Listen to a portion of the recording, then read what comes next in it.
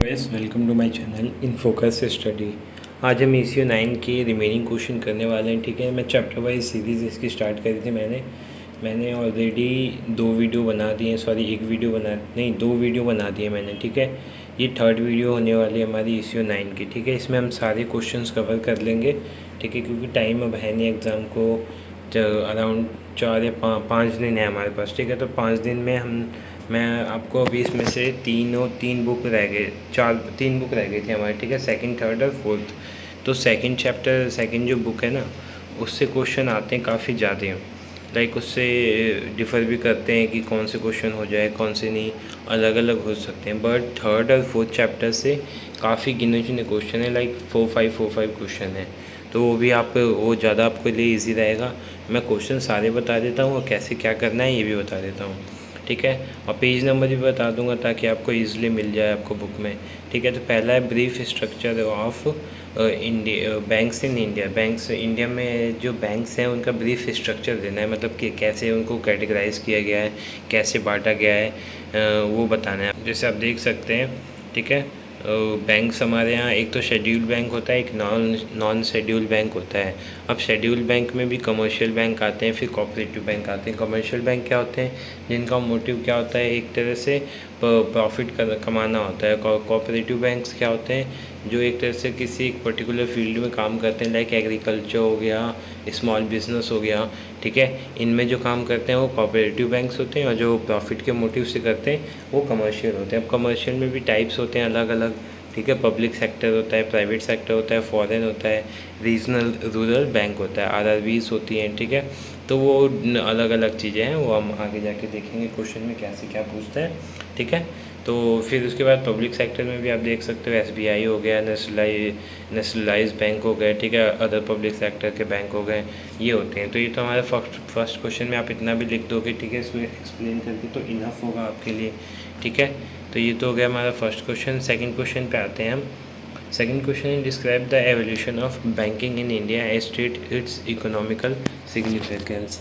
ठीक है, तो इंडिया में जो इवोल्यूशन हुआ है, इंडिया में जो चेंजेस हुए हैं बैंकिंग सेक्टर में, वो आपको एक तरह से एक्सप्लेन करना है कि लाइक फर्स्ट बैंक हमारा कहाँ पे वो इस्टेब्लिश हुआ था, फिर उसके बाद उसमें क्या चेंज हुए, फिर कितने बैंकों को हमने नेशनलाइज़ किए।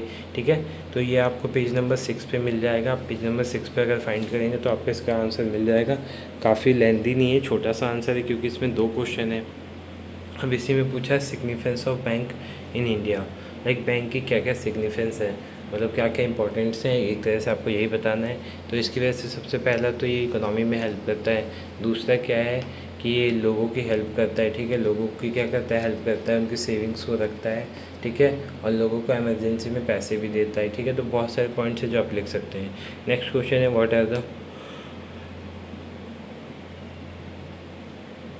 what are the function of commercial bank and how it help in economy। ठीक है, अब जो कमर्शियल बैंक होते हैं वो इकोनॉमी में कैसे हेल्प करते हैं, उनके क्या क्या फंक्शन होते हैं। तो देखो यार, जैसे इसमें ना 3-4 क्वेश्चन है जो वो सेम आंसर आएंगे सबके।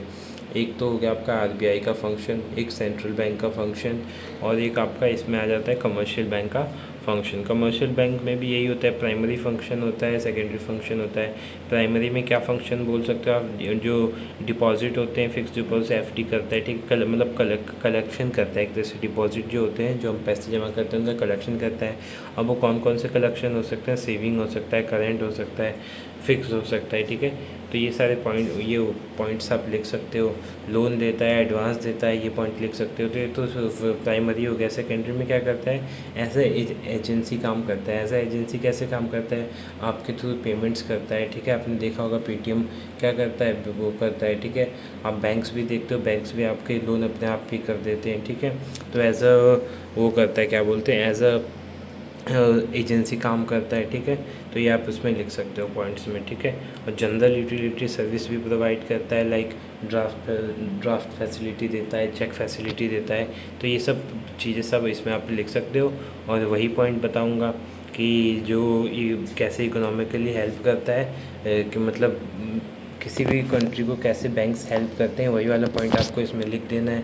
लाइक इसका आंसर अगर आपको ढूंढना हो तो पेज नंबर 12 पे मिल जाएगा, ठीक है। सोशल सर्विस करते हैं बैंक्स, क्या होते हैं, सोशल सर्विस करते हैं। वो स्कूल्स को पैसे देते हैं, फंड देते हैं, ठीक है। कहीं पे प्लांट लगा देंगे, कहीं पे गार्डन लगा देंगे, ठीक है। फैसिलिटी देते हैं, ठीक है, फैसिलिटी देते हैं, फैसिलिटी डेवलपमेंट। एग्रीकल्चर को भी एक तरह से वो क्या करते हैं, एग्रीकल्चर को प्रमोट करते हैं, उनके लिए कम रेट पे लोन प्रोवाइड करा देते हैं, ठीक है। और क्या करते हैं, ट्रेड और इंडस्ट्री को भी एक तरह से प्रमोट करते हैं। तो ये सब पॉइंट्स आप इसके अंदर लिख सकते हो। नेक्स्ट क्वेश्चन है problem of commercial bank in India. Commercial banks जो होते हैं उनको इंडिया में क्या क्या प्रॉब्लम्स होती हैं वो आपको मेंशन करना है, ठीक है। तो ये भी इजी पॉइंट आप कर दोगे, ठीक है। नेक्स्ट क्वेश्चन है role and objective of SBI. State Bank of India का रोल क्या है, ठीक है, और उसका वो क्या है। देखो एसबीआई से क्वेश्चन अलग अलग तरीके से पूछता है। पहला तो एस्टेब्लिशमेंट ऑफ पूछता है, फिर उसके ऑब्जेक्टिव क्या है वो पूछता है, फिर इसने प्रोग्रेस कैसे किया, जैसे इन्होंने ब्रांच का एक्सपेंशन बहुत ज़्यादा किया, ठीक है। फिर डिपॉजिट मोबिलाइजेशन हुआ, इसका एडवांसेस हुए, ठीक है, एक्सपोर्ट फाइनेंस किया। तो मतलब क्या क्या चीज़ें इनकी हुई, कैसे कैसे प्रोग्रेस किया एसबीआई ने, वो आपको इसमें लिखना है, ठीक है। फिर उसके बाद नेक्स्ट क्वेश्चन आता है सेंट्रल बैंक क्या है, इसके फंक्शन क्या है। तो आपको पता होगा सेंट्रल बैंक आरबीआई है, तो आपको आरबीआई का पूछे या सेंट्रल बैंक का पूछे, दोनों का सेम है, ठीक है। दोनों के फंक्शन सेम होते हैं, आप दोनों लिख सकते हो। और ये बताने वाली चीज़ नहीं है, दोनों के फंक्शन क्या होते हैं, करेंसी इशू करता है, बैंकर्स के बैंक होते हैं ये, ठीक है। तो ये सब पॉइंट आपको बुक में मिल जाएंगे, इसलिए आप अगर ढूंढोगे तो मैं बता देता हूँ आपको पेज नंबर कौन सा ढूंढना है, ठीक है। एक सेकेंड मैं आपको पेज नंबर इसका बताता हूँ। हाँ, पेज नंबर आपको इसमें मिलेगा 30, पेज नंबर 30 पे इसका आंसर मिल जाएगा, आप वहाँ से बता सकते हो, ठीक है। और प्रॉब्लम वाला जो क्वेश्चन था सेंट्रल बैंक के क्या प्रॉब्लम होते हैं, ठीक है, तो कोऑर्डिनेशन नहीं हो पाता है उनमें एक तरह से, ठीक है। एक देखो बोला जाता है कि हाँ ये एग्रीकल्चर डिपार्टमेंट को क्या देते हैं, लोन देते हैं, मतलब एग्रीकल्चर या फार्मर्स को देते हैं, बट वो नहीं देते क्योंकि फार्मर्स के पास कोई ऐसा प्रूफ नहीं होता, ठीक है, जो बैंक में दे सके। तो ये भी एक प्रॉब्लम सी होती है, एफिशिएंसी नहीं होती है, पॉलिटिकल प्रेशर होता है, ठीक है। तो ये सब चीज़ें हैं जो आप इसमें लिख सकते थे, ठीक है। फिर उसके बाद इसका नेक्स्ट क्वेश्चन है जो काफ़ी बार आता है, explain credit control function of central bank. Central bank का क्रेडिट कंट्रोल कैसे क्रेडिट को कंट्रोल करता है, क्वेश्चन काफ़ी बार आ चुका है, तो इसको आपको अच्छे से करके जाना है, ठीक है। फिर उसके बाद आता है डिस्क्राइब क्रेडिट क्रिएशन। क्रेडिट कैसे क्रिएट होता है, ठीक है, ये आपको बताना है। लाइक जब हम मतलब बैंक क्या करता है, दूसरों से डिपॉजिट लेता है। मान लो बैंक ने लिया 5% पे डिपॉजिट लिया, और किसी पर मान लो ए और बी है, ठीक है, ए ने बैंक में जमा कराया 5% के रेट से 10,000, ठीक है। तो 10,000 का 5% कितना होगा, 500 बैंक को प्रॉफिट हो गया। अब 500 तो हुआ ही प्रॉफिट, लेकिन बैंक ने किसी और को उसको 10% पे लोन दे दिया, ठीक है। तो 10% पे कितना मिले, कितना दे, वो हुआ उसका 1,000 रुपये, ठीक है। तो यहाँ से देखो बैंक मतलब एक साथ दो चीज़ों से कमा ले रहा है बैंक एक तरह से, ठीक है। तो ये होता है क्रेडिट क्रिएशन। फिर उसके बाद role of central bank in credit creation. जो क्रेडिट क्रिएशन होता है उसमें सेंट्रल बैंक मतलब आरबीआई हेल्प कैसे करता है ये बताना है। 10th क्वेश्चन है, क्वेश्चन शायद वो हो गए हैं, कोई बात नहीं, आप देख लो यहीं से, ठीक है, नंबर्स गलत डल गए। Describe the system of note issue in India. Note issue, credit creation, credit control, ये क्वेश्चन काफ़ी बार रिपीट हुए क्वेश्चन है, आप इसको स्किप बिल्कुल मत करना, ठीक है।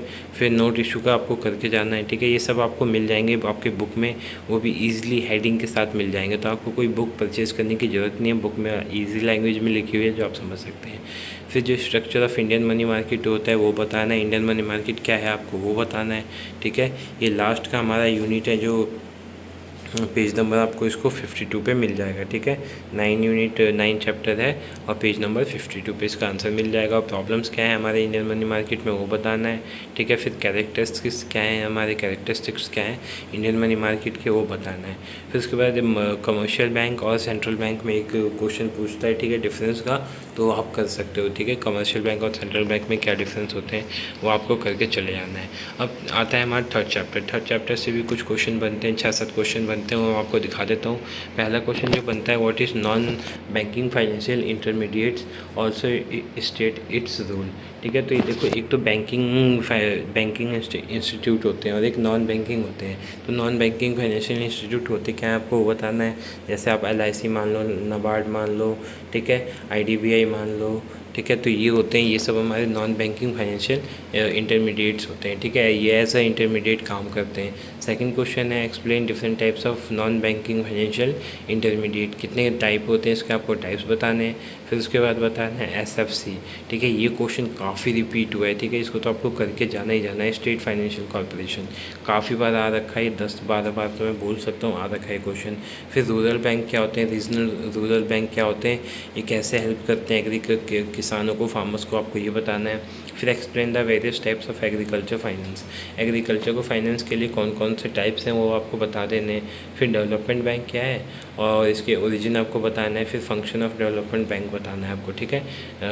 8 नंबर आपका इसमें उसका मिल जाएगा कि discuss the origin and function of development bank, ठीक है। फिर उसके बाद इसी में कुछ और पॉइंट है जो पूछते हैं पेपर में, लाइक नाबार्ड, IDBI, IFकी, ठीक है, तो ये आपको पॉइंट भी करके जाने हैं, इसको स्किप बिल्कुल मत करना। UTI भी पूछ लेता है, यूनियन ट्रस्ट ऑफ इंडिया, ठीक है, या यूनियन ट्रस्ट ऑफ इंडिया। फिर नेक्स्ट चैप्टर जो है हमारा लास्ट बुक है, इससे गिने चुने क्वेश्चन आते हैं पेपर में और पक्का आते हैं। पहला क्वेश्चन जो आता है वो फॉरेन एक्सचेंज क्या है, ठीक है, इसके कंपोनेंट्स क्या है। फिर उसके बाद क्या है स्पॉट और फॉरवर्ड मार्केट क्या है, ये क्वेश्चन 3-4 बार आ रखा है इसलिए मैंने मेंशन कर दिया, उतना इंपॉर्टेंट नहीं है। फिर उसके बाद बेसिक राइम्स क्या है हमारे फॉरेन एक्सचेंज की, ठीक है, टाइप्स क्या है, सॉरी। फिर उसके बाद क्या है how does reserve bank of India manage and control foreign exchange, ठीक है, रिजर्व बैंक कैसे कंट्रोल करता है। फिर उसके बाद 5th क्वेश्चन में discuss objective and working of IMF, ठीक है। एक क्वेश्चन छूट गया इसमें, आप देख लेना, वो है वर्ल्ड बैंक, ठीक है, वर्ल्ड बैंक कैसे, वर्ल्ड बैंक की क्या ऑब्जेक्टिव है, क्या फंक्शन है, वो आपको करके जाना है, ठीक है। और IMF की एक और क्वेश्चन है, IMF की लिक्विडिटी वाला क्वेश्चन पूछ लेता है, और कमियां क्या है, क्या है लिमिटेशन क्या है, वो भी आपको IMF का करके जाना है, ठीक है। बाकी कोई प्रॉब्लम हो तो आप ईज़िली मतलब मुझसे कांटेक्ट कर सकते हैं, इंस्टा पे कांटेक्ट कर सकते हैं, टेलीग्राम पे कर सकते हैं, मैंने सारी जगह का नंबर यहाँ पे दे रखा है, तो आपको कोई प्रॉब्लम नहीं होगी, ठीक है। होप्स आपको ये वीडियो अच्छी लगे, वीडियो अच्छी लगे तो वीडियो को लाइक करना, चैनल को सब्सक्राइब कर देना for further information. Thank you so much.